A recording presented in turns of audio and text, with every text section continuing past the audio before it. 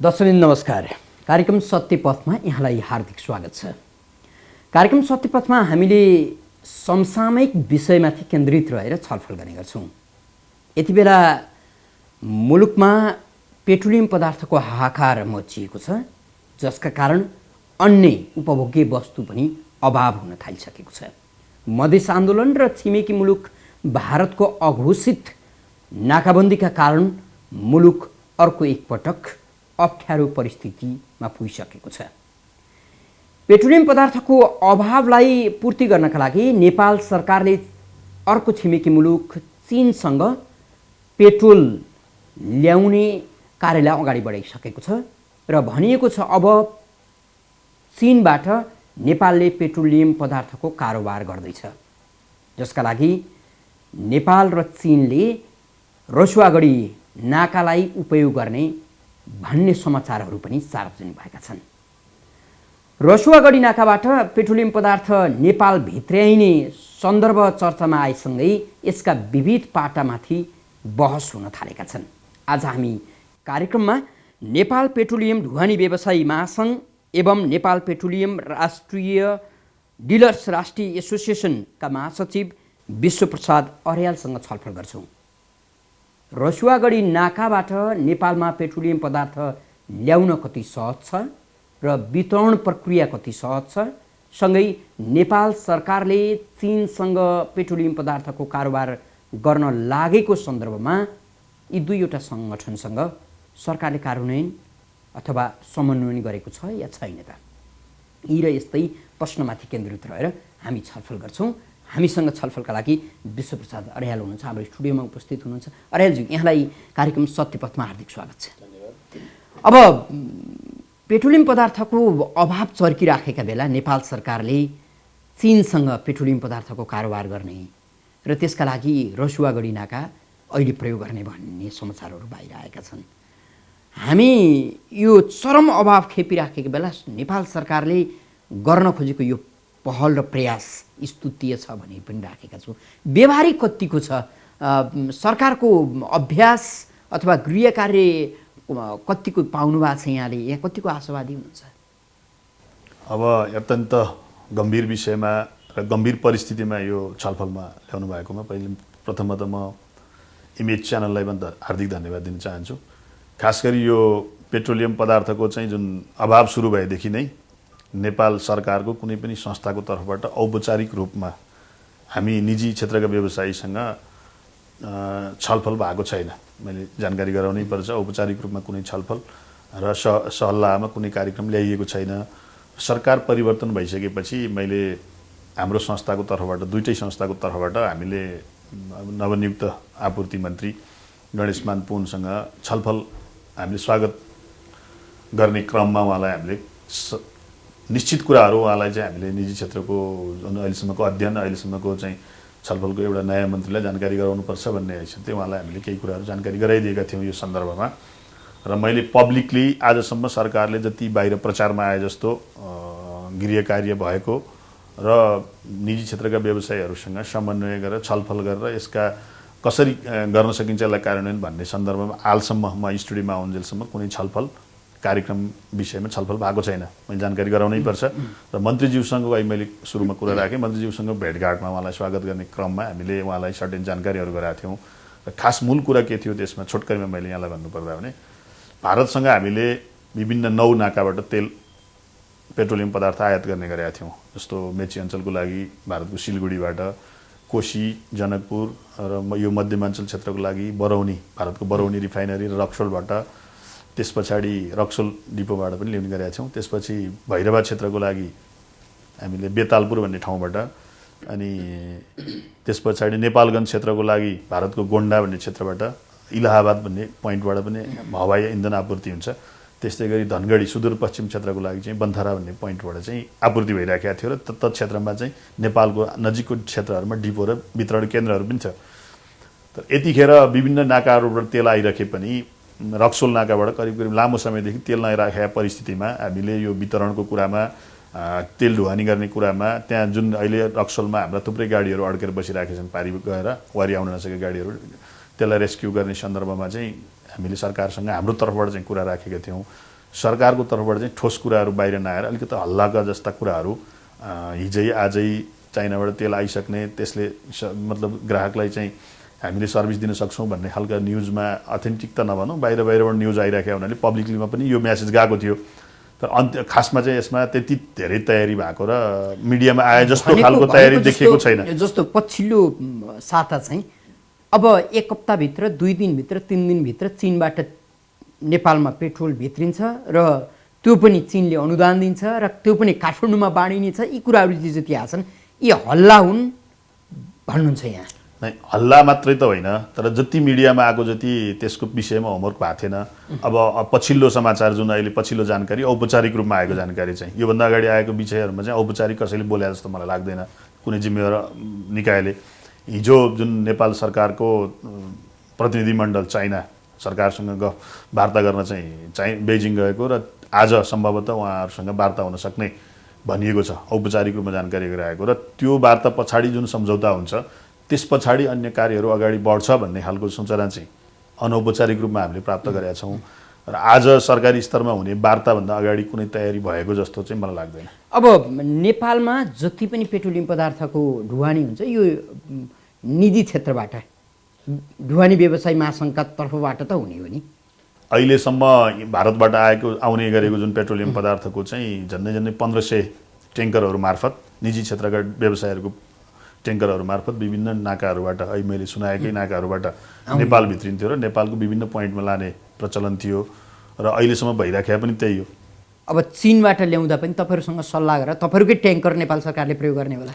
त्यो विषयमा अहिलेसम्म कुनै वार्ता भएको छैन। कसरी ल्याउने, के गरी ल्याउने, कहाँबाट ल्याउने, कसरी लोड गर्ने, कसरी यहाँसम्म ल्याउने, कति भाडा लिने, बिमा कसरी गर्ने, चाइना जाँदाखेरि नेपाली ट्याङ्करहरू हालसम्म भारतमा चलिरहेको भारतसँग पर्मिट भएको ट्याङ्करहरू चाइना जानलाई के प्रक्रिया पुरा गर्नुपर्ने, कस्तो कागजात लिएर जानुपर्ने भन्ने विषयमा केही तयारी छलफल वार्ता हामीसँग औपचारिक रूपमा कुनै कुरा भएको छैन। अब यहाँ चाहिँ दुईवटै महत्त्वपूर्ण सङ्गठनको महासचिव हुनुहुन्छ, एकातिर ढुवानी व्यवसायी, अर्कोतिर डिस्ट्रिब्युसन एसोसिएसनको। फेरि पनि अब नेपालका लागि चीनको नाकाबाट पेट्रोलियम पदार्थ ल्याउनुपर्छ, सरकारलाई यो सल्लाह तपाईँले दिनुहुन्छ कि दिनुहुन्न? यो अथवा सल्लाह मात्रै नभएर दबाबै दिने स्थितिमा पुग्नु भएको छ कि छैन? होइन, हामीले सरकारलाई दुईवटा कुरामा सधैँ सजग गराउने गरेका थियौँ। हाम्रो चाहिँ भण्डारण वृद्धि, सदैव हामी आत्मनिर्भर एउटा सार्वभौम सम्पन्न राष्ट्र, हामी ऊर्जामा यसरी परनिर्भर हुनुहुँदैन भन्ने हाम्रो सधैँ सुझाव रहन्थ्यो सरकारलाई।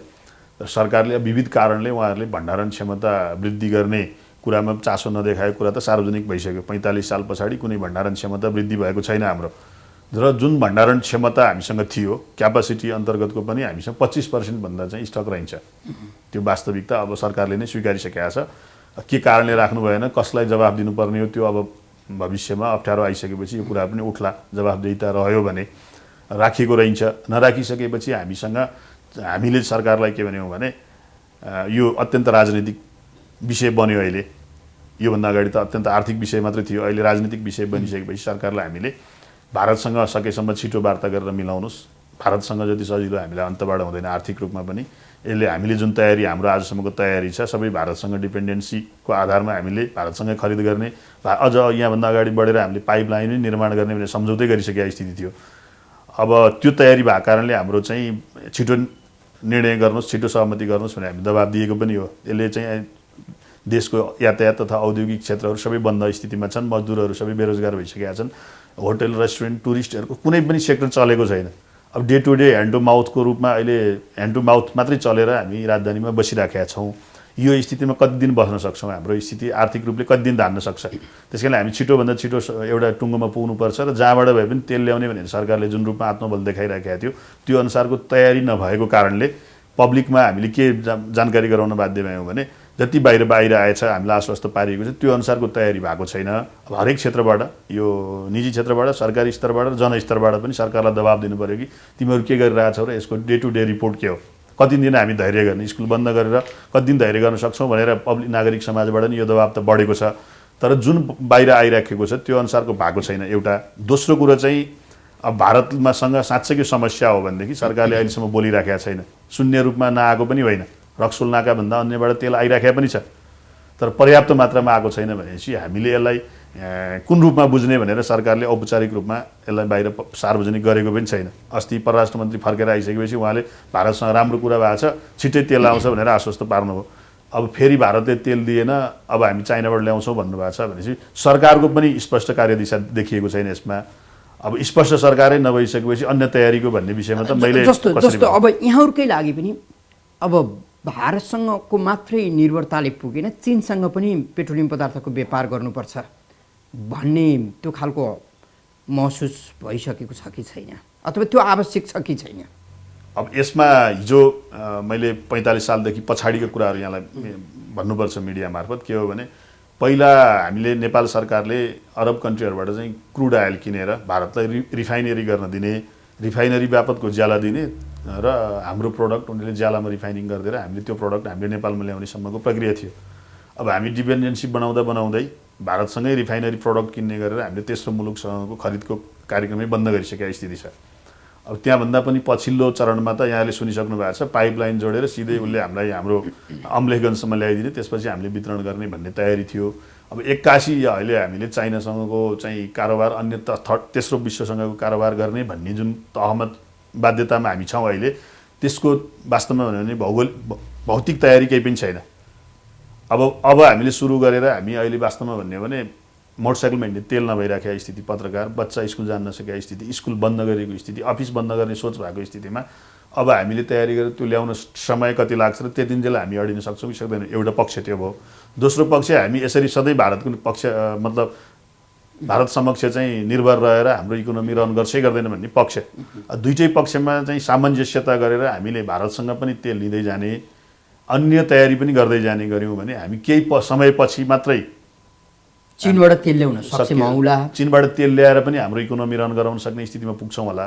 तर तत्काल हामीले चीनबाट मात्रै तेल ल्याएर अहिले गर्ने भनेको चाहिँ मलाई लाग्ने के हो भने, मैले सरकारले के भन्छ म अहिले उनीहरूको औपचारिक कुरा सुनेको छैन, मैले यो दुईटै संस्थाको तर्फबाट चीनबाट ल्याउने भनेको चाहिँ अहिले सर्टेन सेक्युरिटीलाई र काठमाडौँको एउटा डे टु डे रन हुनेलाई चाहिँ सामान्य रूपमा चाहिँ अगाडि बढ्न चल्न सक्ने स्थिति बन्ने मात्रै हो। यसले कमर्सियल्ली चाहिँ चाइनाबाट ल्याएको तेलले कमर्सियल्ली चाहिँ रन गर्दैन।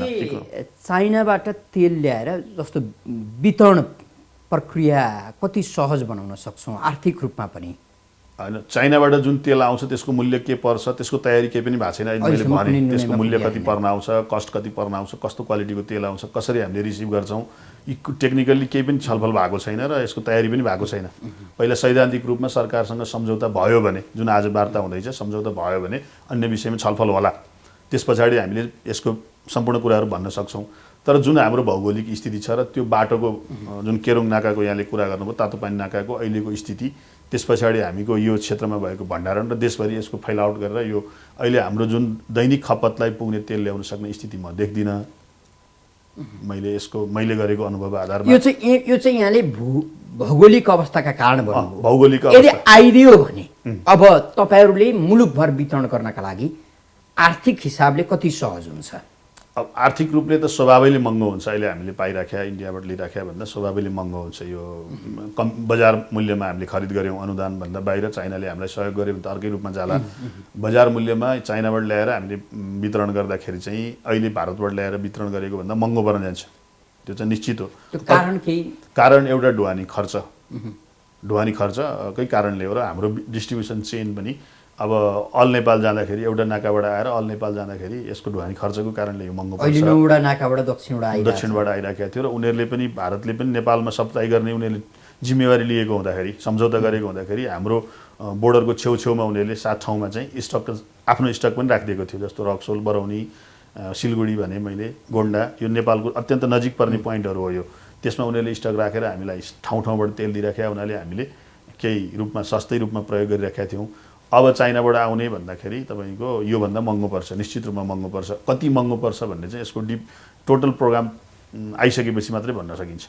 अब भनेपछि अहिले गरेको सरकारको होमवर्क चाहिँ एक खालको हतारको होमवर्क हो र बाहिर जसरी चीनबाट पेट्रोल नेपाल भित्रिँदैछ अब सहज हुन्छ भन्ने कुरा चाहिँ त्यति पत्याइ नहाल्ने हो कि भन्छ तपाईँको आफ्नो अनुभवले चाहिँ? होइन, सरकारले पनि औपचारिक रूपमा मिनिस्ट्रीबाट अथवा सरकारको प्रवक्ताबाट चाइनाबाट ल्याउने सहज बनाउने इकोनोमिक रन गर्छ यसले भनेको स्थिति चाहिँ मैले सुनेको छैन, हामीसँगै भनेको छैन, पब्लिकली पनि भनेको छ जस्तो लाग्दैन मलाई।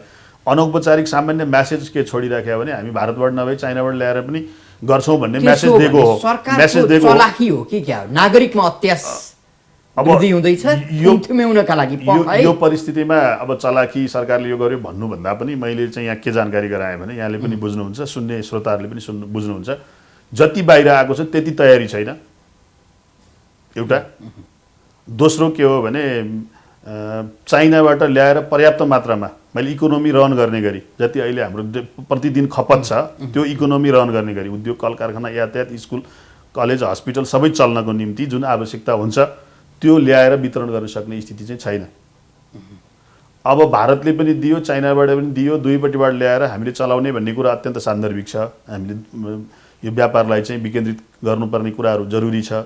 तर अहिले चाइनाबाट मात्र ल्याएर भारतसँग हामीले इग्नोर गरेर चाइनाबाट ल्याएर हाम्रो आवश्यकता परिपूर्ति हुन्छ भन्ने कुराहरू अहिले भौतिक कारणले सम्भव छैन। आर्थिक कुरा पछिको कुरा भयो, मैले आर्थिक कति कष्ट आउँछ त्यो फाइनल हिसाब भएको छैन, तर हामीले सम्भव छैन। तर अब भारतले दिँदै नदिएको परिप्रेक्ष्यमा कहीँबाट पाइने ठाउँबाट ल्याउने कोसिस गर्नु भन्ने त्यो सकारात्मक कदम हो। अब कतिपय प्राविधिकहरूले के भन्दो रहेछन् भने अब रसुवागढी नाकाबाट नेपालमा पेट्रोलियम पदार्थ भित्राउनका लागि बाटो बनिसकेको छ र स्टोरेजका लागि ठाउँ पनि पर्याप्त छ त्यो ठाउँमा। यसकारणले त्यो बहुत सजिलो नाका हो, त्यसलाई सरकारले विकसित गर्नका लागि ढिलाइ गर्नु हुँदैन, चीनसँग सम्झौता गर्नुपर्छ। गाडी आवत जावतका लागि पनि बाटो बनिसकेको छ, गाह्रो छैन भन्दा रहेछन्। तपाईँहरूले केही अध्ययन गर्नुभयो? यो मैले चाहिँ मतलब संस्थागत अध्ययन नभनौँ, मेरो व्यक्तिगत म त्यतै नजिकैको बासिन्दा पनि भएको नाताले मैले यहाँलाई के जानकारी गराउनुपर्छ भने यो केरुङ नाका भएर जुन हामी सिगात्से जाने कुरा गरिराखेका छौँ, सिगात्सेदेखि उता कहाँबाट तेल लिने हो त्यो हामीलाई भनेको छैन। त्यो चाहिँ कस्तो भने अत्यन्त उच्च हिमाली क्षेत्र हो र त्यहाँ झन्डै 4 महिना चाहिँ हिउँ परेर बाटो बन्द हुन्छ। एउटा हिउँको कारणले डिजेलहरू जमेर डिजेल गाडीहरू नचल्ने परिस्थिति छ एउटा। दोस्रो चाहिँ तपाईँको बाटो सिङ्गल लेनको छ र हाम्रो नेपाल साइडमा पनि कच्ची बाटो छ। त्यसको निम्ति अहिले तुरुन्तै अनि अर्को कुरा अब प्राविधिक साथीहरूले काठमाडौँको मात्रै हेरेर भन्नुभयो कि जस्तो लाग्यो मलाई। हाम्रो नेपालको जुन पूर्व पश्चिमको सप्लाईको आवश्यकता छ त्यो चाहिँ यो एउटा नाकाबाट छिराएर, मैले अघि भने नि 7 वटा नाकाबाट हामीले अलग अलग पोइन्टबाट छिराएर चाहिँ वितरण गर्ने गरिराखेका थियौँ। यो चाहिँ एउटा नाकाबाट छिराएर वितरणको अलिकता कठिन चाहिँ छ हामीलाई। तर हामीले प्रयासलाई मैले अघि पनि भने नि प्रयास सकारात्मक हो। यो प्रयास सक्सेस भयो भने सकारात्मकै हुन्छ। हामीले एउटै देशमा निर्भर हुनुभन्दा दुईतिरबाट लिएर हामी जानु अत्यन्त उपयुक्त हुन्छ। यद्यपि मैले अर्को कुरो जानकारी के गराउनुपर्छ भने चाइनाबाट ल्याएर अहिले हाम्रो चाहिँ आवश्यकता परिपूर्ति हुन्छ त्यो लेभलको बाटोबाट, त्यो बाटोबाट ल्याएर र हामी 12 महिना आपूर्ति गर्न सक्छौँ भन्ने कुरा चाहिँ हामीले भन्न मिल्दैन अहिलेको परिस्थितिमा। अरेलजी, अब यो पेट्रोलियम पदार्थमाथि नेपालमा गजबको राजनीति छ भन्ने गर्छन् नि, कतिपय व्यवसायीले पनि भन्ने गर्छन्, जसका कारण बेला बखतमा नेपालले दुःख पनि पाइराखेको छ। आर्थिक चलखेल त छँदैछ, त्यसमाथि राजनीति पनि घुसेको छ भन्छ। अब यो त अत्यन्त देखिएकै कुरा हो। हेर्नुहोस् होइन, हामीले जबसम्म आफ्नो यो डिजेल पेट्रोल आयातित वस्तुमा हामीले मुख्य ऊर्जाको रूपमा यसलाई प्रयोग गरिराखेका छौँ, जबकि हामीले यसलाई चाहिँ हाइड्रो पावरमा कन्भर्ट गर्नुपर्ने हाम्रो आफ्नो स्रोत जलस्रोतमा निर्भर हुनुपर्नेमा हामी कहाँसम्म उल्टो हिँडिरहेछौँ भने हाम्रो बिजुलीले नपुगेर बिजुली उत्पादन नगरेर हामीले भारतसँग बिजुली पनि किनिराखेका छौँ। अहिले पनि 200 मेगावाट बिजुली भारतबाट आयात भइरहेछ। त्यसकारणले हामीले यसमा राजनीति भयो भनेर अहिले कराउनुको अर्थ चाहिँ केही पनि छैन। हाम्रो तयारी नै यति परनिर्भर छ कि बिजुली पनि हामीबाट किनिराखेका छौँ भनेपछि अब हामीले कुन नेतालाई दोष लाउने भन्दा चाहिँ राजनीति होला। जसले हामीलाई आज यो कुरा सुनाइरहेछ तिनीहरूले हिजो हाइड्रो पावर पनि बन्न दिएनन्, भारतबाट बिजुली किनेर हामीलाई ताली बजाउन लगाए, त्यसमा हामीले ताली बजायौँ, दर्शकले ताली बजाए, हामी योभन्दा यो राम्रो भनेर हिँड्यौँ। हामी राजनीति यो नभएको होइन। हाम्रो आफ्नो स्रोतलाई बन्द गरेर हामी अर्काको स्रोतमा निर्भर भएपछि अर्काले राजनीति गर्यो भन्नुको कुरा चाहिँ बेकार छ। तर पब्लिकली जनता समक्ष हामीले के भन्नुपर्छ भने हाम्रा स्रोतमा जबसम्म हामी निर्भर हुँदैनौँ र अर्काको स्रोतमा निर्भर हुन्छौँ भने अर्काले हामीमाथि शासन गर्न खोज्ने, राजनीति गर्न खोज्ने कुरालाई हामीले कसरी अन्यथा भन्ने, यसमा दोष त हाम्रै बढी छ। अब अहिलेको यो भयावह परिस्थिति, अब विशेष गरी अब चुलोमा ग्यास सकिएपछि अब लगभग बाल्दै गरेका चुलोहरू निप्दैछन्, त्यसपछिको स्थिति भयावह होला, त्यो कल्पना हामी गर्न सक्छौँ। त्यसपछि दोषी नेपाल सरकार त होला नै। तपाईँहरू जिम्मेवार 2वटा संस्था लाई पनि नागरिकले औँलो ठडौलान् कि नठडौलान्? यसमा स्पष्ट के छ भने मैले यहाँलाई जानकारी गराउनुपर्छ, अत्यन्त राम्रो प्रश्न हो यो। हामीले वितरण प्रणालीमा अलिकति हामीलाई सोध्नुहोस्, हामीलाई पनि साथमा लिएर काम गर्नुहोस् भनेर उहाँहरूलाई जानकारी गराएको थियौँ, सरकारलाई निगमलाई। उहाँहरूले के भन्यो भने आफ्नो ढङ्गले हामी वितरण गर्छौँ भनेर यसलाई वितरण गर्नुभयो। अहिले जति हामीसँग प्रोडक्ट थियो त्यसलाई वितरण कसरी गर्ने भन्ने सन्दर्भमा पनि हामीसँग कुनै छलफल भएन। अहिले परिस्थिति कस्तो छ भने सरकारी पम्पहरूबाट मात्रै पेट्रोल बाँडिएको स्थिति छ काठमाडौँमा, र त्यसो गर्दाखेरि के भयो भने व्यापक कालोबजारी भइरहेको स्थिति छ।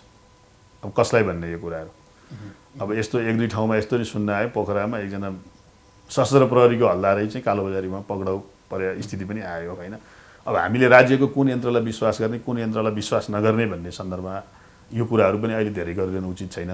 वास्तवमा के भयो भने हामीले असजिलो त अर्को कारणले भयो, तर असजिलो म्यानेजमेन्टको निम्ति पनि हामीले सहमति बनाउन सकेनौँ। दुर्भाग्य चाहिँ त्यहाँ भयो। त्यही क्षेत्रमा कार्यरत सङ्गठनका बिचमै पनि एउटा समन्वय हुन सकेन। अब गर्नुपर्ने सरकारले, अब सरकारलाई मात्रै गाली गरेर पनि कति दोष लिने? पब्लिकले हामीलाई पनि केही त यसमा भागीदार भनेको होला, तर के भयो भने यसमा अत्यन्त राजनीतिक त एलिट ग्रुपहरूको, यहाँ चाहिँ सत्तामा रहने माथिल्लो तहको मान्छेहरूको चाहिँ के हो भने उनीहरूको घरमा ग्यास पावर सेन्टरबाट घर घरमा पुग्ने, उनीहरूको मोटरसाइकलमा पावर सेन्टरबाट तेल पुग्ने, त्यो एलिट ग्रुप चाहिँ सडकमा गुडिराखेको स्थिति छ। तर पब्लिक साधारण जनताको चाहिँ अत्यन्त दयनीय स्थिति छ। विशेष गरी डेरामा बस्ने मान्छेहरू न दाउरा छ, न ग्यास छ, न पेट्रोल छ, न डिजेल छ, न गाउँ छोडेर जान सक्ने स्थिति छ। त्यसको बारेमा सोच्ने चाहिँ कोही पनि छैन। मैले त यहाँ सबभन्दा समस्या के देखिरहेको छु भने अत्यन्त शक्तिशाली समूहले जसरी पनि प्राप्त गर्ने, त्यसका निम्ति सेना पनि प्रयोग भएको छ। नेपालगञ्जको ग्यास काठमाडौँ पनि आएको छ, विराटनगरको ग्यास काठमाडौँ पनि आएको छ, विराटनगरबाट पेट्रोल पनि आएको छ, विराटनगरबाट डिजेल पनि आएको छ, अन्यत्र कहाँ जहाँबाट अलिअलि छिरेको छ, इन्डियाबाट पनि केही मात्रामा आइरहेको छ, त्यो पनि आएको छ। तर साधारण जनताको निम्ति चाहिँ यो चिज अप्राप्य बनिरहेको छ। यस्तो स्थिति रहिरह्यो भने यो लामो रहँदाखेरि 2-4 दिन जनताले चाइनाबाट आउँछ यो हल्लाको भरमा पनि अडिरहेका छन्।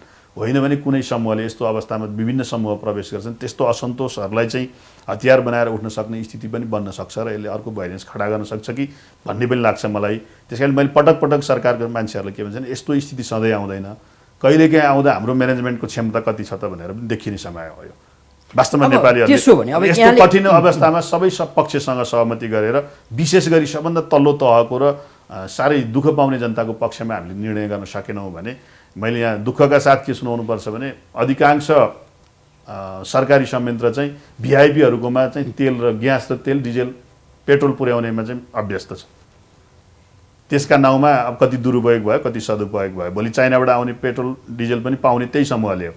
आम उपभोक्ता समूह र गरी खाने वर्गको हातमा त्यो पुग्नको निम्ति चाहिँ पर्याप्त सप्लाई हुन जरुरी छ। अर्यालज्यू, अब चीनबाट अहिलेकै परिस्थितिमा पेट्रोलियम पदार्थ आयो भने पनि कति दिन लाग्ला? तपाईँको आफ्नो त्यो अनुभवी अर्को मङ्गलबार बुधबार भन्दा अगाडि उहाँबाट सरासर कार्यक्रम भयो भने यहाँ पब्लिकली त्यो आइपुग्दैन। र ढुवानीका लागि गाडी पठाउनु त तपाईँहरूले नै होला? उहाँहरूले अनुरोध गर्नुभयो भने हामी पठाउन तयार छौँ। नेपाल सरकारसँग त ट्याङ्कर छैन नि? छैन। अब दुईटा कुरामा कुरा भइरहेको हुनसक्छ। एउटा चाइनाले नै यहाँ डेलिभरी दिने कुरा भइरहेको पनि हुनसक्छ, हामीसँग छलफल नगरेको कारणले हामी त्यो पनि अनुमान गरिरहेका छौँ। अर्को कुरा चाहिँ अब अहिले तत्काल उहाँबाट प्रडक्ट नहिँडिसकेका कारणले पनि उहाँहरूले होमवर्क नगरे पनि हुनसक्छ।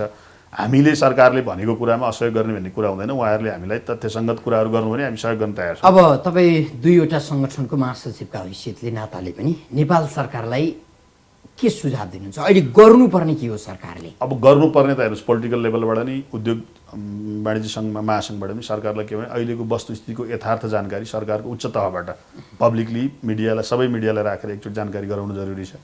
पहिलो हामीसँग यो स्थिति छ, यति स्टक छ, हामी यसरी वितरण गरिरहेछौँ भनेर यसलाई ट्रान्सपरेन्ट ढङ्गले पब्लिकमा जानुपर्ने जरुरी छ। र हामीले के धैर्य गर्नुपर्ने हो? एक छाक खाएर बस्नुपर्ने हो कि एक छाक नखाइ बस्नुपर्ने हो? पब्लिकली भन्नुपर्ने स्थिति हुन्छ।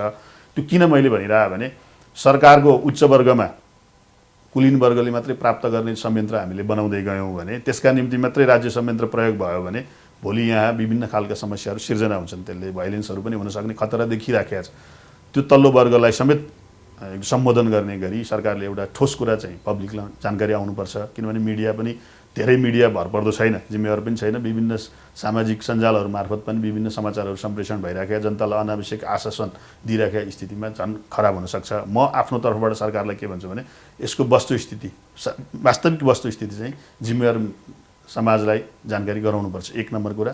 दुई नम्बर कुरा, हामीले के सेक्रिफाइस गर्नुपर्ने राष्ट्रियताको निम्ति, हाम्रो छिमेकी राष्ट्रसँग हाम्रो कुरा मिलेन, के कुरामा कुरो मिलेन र हामी कति अडिन्छौँ। वास्तवमा भनिन्छ कोही साइकल चढेर हिँड्छौँ भन्छन्, कोही एक छाक खाएर हिँड्छौँ भन्छौँ। उहाँहरू गाडीमा हिँडेर अरूलाई साइकल चढ्ने अर्थी दिने, आफू 3 छाक खाएर जनतालाई भोकै बस्ने अर्थी दिने कुराले चाहिँ राष्ट्रिय एकता बन्दैन। राष्ट्रिय एकता हुनलाई आफूले पनि पालना गर्ने गरी कुलीन वर्गले मात्रै यस्ता चिजहरू प्रयोग गर्ने होइन कि जनताको छोराछोरी स्कुल जान बन्द गरेर, जनताको चुलो बन्द गरेर हामीले चाहिँ राष्ट्रवादको मात्रै नारा दियौँ भने यसले अन्यथा हुन्छ। हामीले के अनुरोध गर्नु पर्यो भने वास्तवमा धैर्य गर्नुपर्ने विषय के हो, के का निम्ति धैर्य गर्नुपर्ने र हाम्रो वास्तविक स्थिति के हो, हामी अब के गर्दैछौँ भन्ने विषयमा जिम्मेवार मिडियाहरू मार्फत पब्लिकली सरकारको जिम्मेवार पक्ष आएर गर्नुपर्छ। मलाई धेरैले जवाफ सोधिरहेको हुन्छ, यो आउँदैछ अरे हो भन्छ। मैले सरकारको कुनै पनि वास्तविक स्रोतबाट चाहिँ हामीले बुधबार तेल आउँछु भनेको छैन, मलाई पनि भनेको छैन, पब्लिकली पनि भनेको छैन। तर बजारमा हल्ला छ। यस्ता हल्लाले के भने जनतालाई भड्काउने पनि स्थिति बन्न सक्छ, धैर्य टुट्ने पनि स्थिति बन्न सक्छ र यसको वास्तविकता चाहिँ सरकार आफै अगाडि आएर सरकारको प्रवक्ता या कुनै निकायबाट चाहिँ ठोस जानकारी गराउनुपर्छ र जनतालाई अपिल पनि गर्नुपर्छ। आएको वस्तु सबभन्दा तल्लो निकाय, बिरामी, वृद्ध, हस्पिटल प्राथमिकता तोकेर पहिला पाउने र त्यस पछाडि अन्यत्र उपयोग हुने स्थिति बनाउनुपर्छ भइरहेको चिजलाई। अब प्रशस्त आयो भने त अझ राम्रो, इकोनोमी पनि रन गर्छ, हामी सबै सुखी हुन्छौँ, सजिलै प्राप्त गर्छौँ। विश्वप्रसाद अर्यालजी, यहाँले आफ्नो व्यस्त समय हामीलाई उपलब्ध गराइदिनु भयो, धेरै धेरै धन्यवाद दिन्छु। हजुर, आदरणीय दर्शकवृन्द, हामीले चीनबाट नेपालमा पेट्रोलियम पदार्थ ल्याउने सन्दर्भमाथि केन्द्रित रहेर छलफल गऱ्यौँ। नेपाल पेट्रोलियम ढुवानी व्यवसायी महासङ्घ तथा नेपाल पेट्रोलियम डिलर्स राष्ट्रिय एसोसिएसनका महासचिव विश्वप्रसाद अर्यालसँग कार्यक्रम हेरेर साथ दिनुहुने सम्पूर्ण दर्शकवृन्दलाई धेरै धेरै धन्यवाद दिँदै बिदा हुन्छौँ। नमस्कार।